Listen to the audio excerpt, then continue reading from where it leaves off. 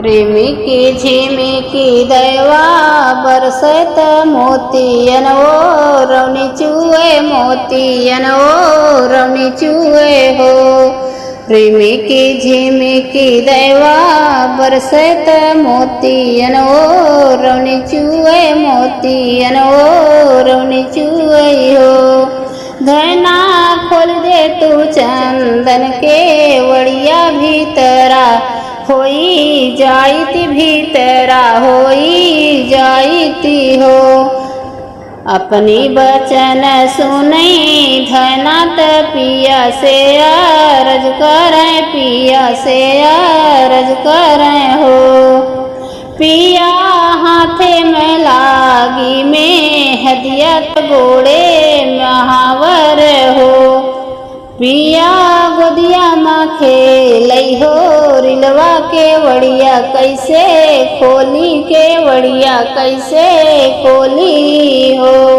छोड़ी दे तू हाथे कै में हदिया गोड़े महावर गोड़े के महावर हो। रनिया ललना ओला पालनवा के वड़िया उठी खोला के वड़िया उठी खोला हो। सोनवा कया है मोरा नैहर रूपवा के वाड़ला गई रूपवा के वाड़ला गई हो। पियवा सात बीरन कई बाहिनिया के वड़िया नाही खोलब के वड़िया नाही खोलब हो। बाबा कया अपने दुलारी त भैया के पियारी त भैया के पियारी नी हो। पियवा सातई भौज कैना नदिया के वड़िया नाही खोलब के वड़िया नाही खोलब हो। मटिया कया है तोहरा नैहर त काठे के वाड़ला गई काठे के वाड़ला गई हो। रनिया सात बीरन चर वहवा के वड़िया उठी खोलऊ के वड़िया उठी खोलऊ हो। खोले का हूँ धना खोलऊ त हमारे कहे सेनी हो। खोले के होई धना खोला त हमारे कहे से न हो।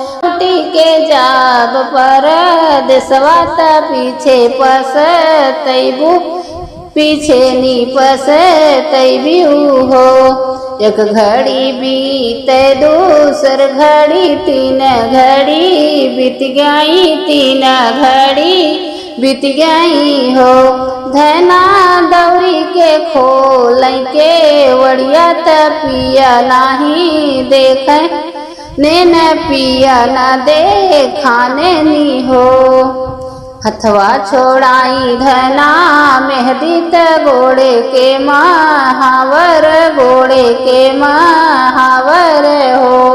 ललना ओला रई पलनवा त बन के सीधा रई त बना के सीधा रई हो।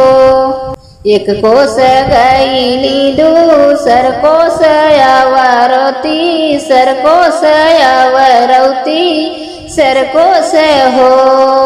बहिनी पिछवा पियवा सीत वैत धना गोहने लागी धना गोहने लागी नी हो। अपने बाबा कई दुलारी त भैया कई पियारी त भैया के पियारी नी हो।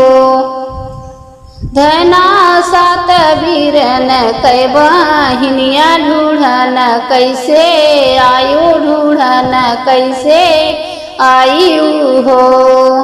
मटिया कया है मोरा नैहर त काठे के वाड़ लागे काठे के वाड़ लागे हो। पिया सात बीरन चर वहवा त तोहरा गोहन लागे तोहरे गोहन लागे हो। पियवा बाबा तो हमरे भूल गए मैया बिसराई गई मैया बिसराई गई हो। पिया ललना उलारे पलनवा गोहना तोहरे लागे गोहने तोहरे लागे हो।